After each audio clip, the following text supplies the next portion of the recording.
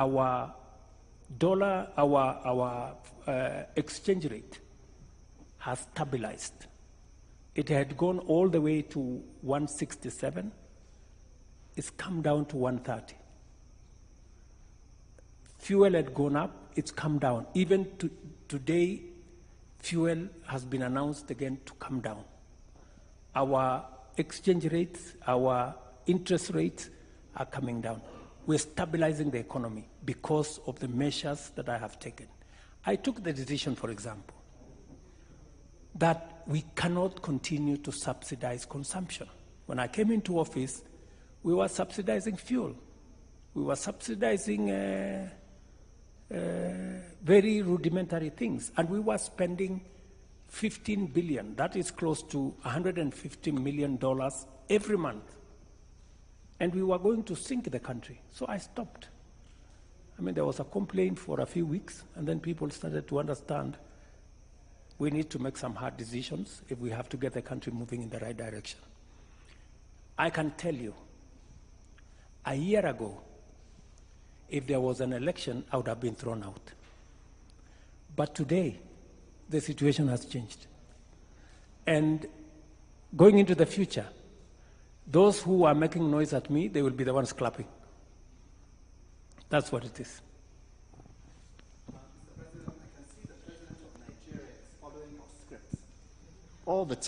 I can see the President of Nigeria is following your script. All the tough decisions, the removals of subsidies early on, so the matters are repaired before the next election. Mr. President, we've taken up a lot of your time, so we'll just round up with the last questions, Mr. President. Nepal, Australia, and Latin America, very briefly indeed. Nepal, Latin America, and Australia. Sure. Thank you so much for taking the time, Mr. President. I was just talking to your digital advisor about the new digital taxation you've introduced, and we talked to a lot of locals about the increasing interest in social media, and that as a source of income. So I'd love to hear how you think about that in terms of your policies. Sorry, Oh, sorry, yeah. I didn't get you. Sure. Let me repeat. I was just talking to your digital advisor about the new digital tax that's been introduced, as well as a lot of local Kenyans about how there's an increasing interest in using social media as a source of income. So we'd be curious as to how you think about that in terms of your government policies.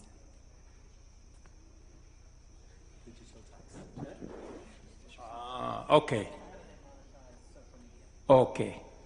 The whole digital tax regime and that kind of thing. We have been working with Google, Twitter, Meta, that whole space, because Kenyans are a very tech-savvy society. Social media is bigger than anything you can think about. It's very big, and people,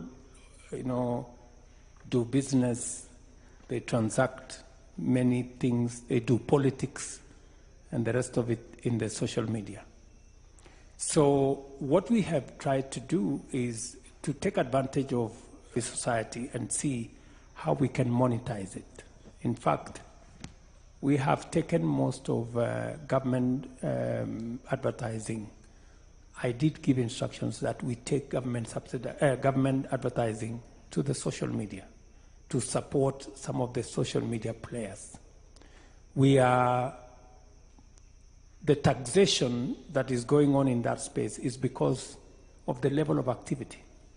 But we're not just doing taxation, because we are providing, for example, a lot of infrastructure that support the social media users, whether it is ICT hubs, whether it is hotspots in 25,000 markets in Kenya for free, whether it is digital learning, digital training,